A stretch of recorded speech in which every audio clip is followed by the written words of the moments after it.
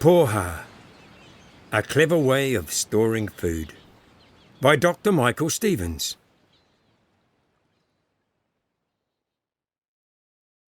Nowadays, food is packed in cans or put in the freezer to keep it in good condition until we want to eat it. But before there were cans and freezers, people had other ways of storing food. One way that Māori stored food was to pack it into poha. Poha are bags made from a special kind of kelp called rimurapa. Some Māori still make poha. They use them to store titi meat. Titi are seabirds.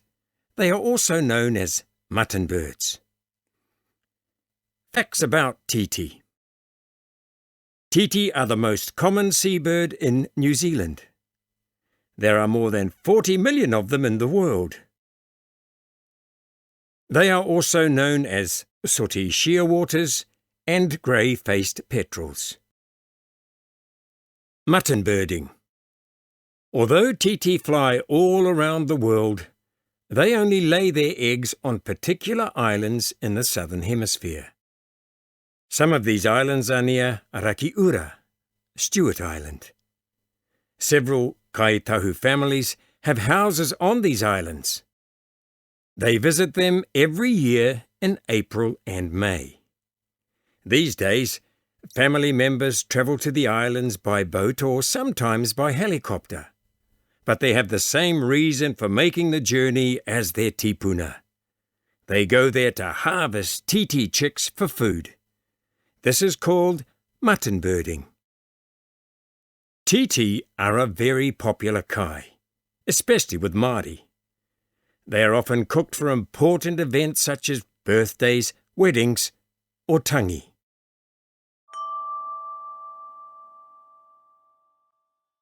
Catching the titi.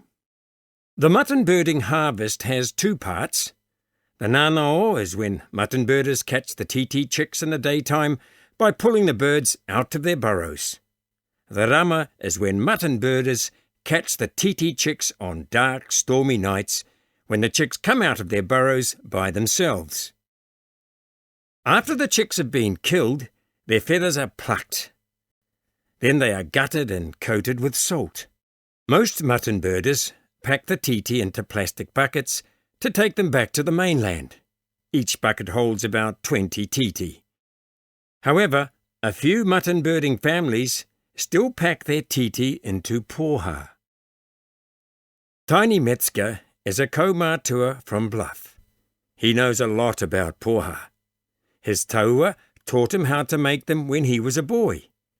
Tiny has taught his grandchildren how to make poha too. Getting ready to make poha. A poha is made from three things: a kelp bag, a kete, and strips of tōtara bark. Tiny and his family start preparing early so that these things are all ready by the start of the harvest season each April. First, they pull layers of bark off big, old tōtara trees. They take only a small amount from each tree and only every few years. That way, they don't hurt the tree. They cut the pieces of bark into strips. Then, at Christmas time, they cut harakeke and weave it into kete. In February, they gather rimurapa to make the kelp bags. To get the rimurapa, also called bull kelp, Tiny and his family wait for sunny weather and a very low tide. They know some places where rimurapa grows on rocks along sandy beaches. One of these places is Kaka Point, near Balclutha. The family walk onto the rocks and cut about 100 pieces of the kelp. They choose rimurapa that is the right size and shape to make bags.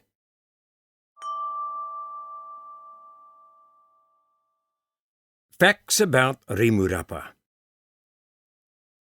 Rimurapa is a type of seaweed.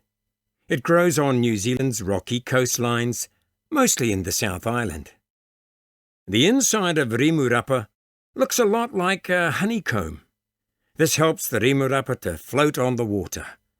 Blades of rimurapa can grow up to 10 metres long. Rimurapa is ideal for making containers. It is tough and flexible like leather, waterproof and airtight like plastic, and strong and stretchy like rubber. Māori traditionally used rimurapa for lots of things. As containers to hold fish and shellfish while they were being cooked, as sinkers and floats for fishing lines, as sandals, and even as inflatable life jackets. The importance of rimurapa to Southern Māori is recognised in law by the Ngai Tahu Claims Settlement Act 1998. This act protects rimurapa from commercial harvesting within the tribe's area. Making the poha. When Tiny's whānau get home, first they open each piece of rimurapa by pushing a hand down through the middle and shaping the kelp with their fingers. Then they blow up each piece with air so that it becomes a bag. They tie the bag's mouths tightly closed with flax. At this stage, the rimurapa looks like big, long brown balloons. Finally, Tiny and his family hang the bags in the sun until they have dried out completely and gone hard.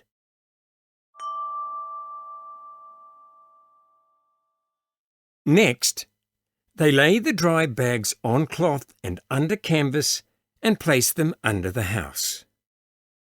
In a few days, the bags soften until they feel like leather. They are strong like leather too. The family pack the bags, kete and tōtara bark onto a boat and they take them to their titi island. Packing the poha. The harvested titi chicks used to be cooked before they were packed into poha. These days, they are salted and put into big wooden barrels for 4 or 5 days. Then they are packed into the poha. Tiny and his family make sure that there are no sharp bones sticking out of the birds because these could make holes in the rimurapa bags. After they have tied the mouth of each bag with flax, they place it into a kete.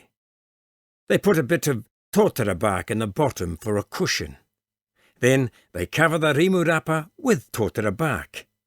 They tie the bark all around with flax to hold it tightly in place. This way of tying the bags is called tahere, or tā for short. The finished product is called a poha titi.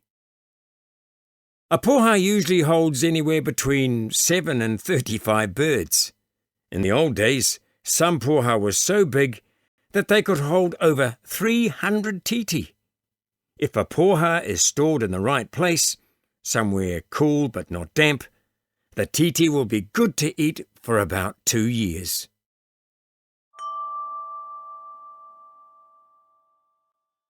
He taonga. The Titi Islands and poha are taonga handed down to Southern Māori from their tipuna. These things are so special to the community that the Wharekaya Te Rau Aroha Maraean Bluff has model poha and paintings of titi on its walls. If you are lucky enough to visit this marae, you might see people making poha, and you might even get to eat titi. Glossary of Te Reo Māori.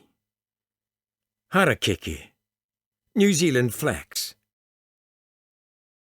Kaitahu or Ngaitahu, the Māori tribe that has customary authority over most of the South Island. Kaumātua, respected elder. Tahere, to tie up. Taua, grandmother. Tipuna, ancestors.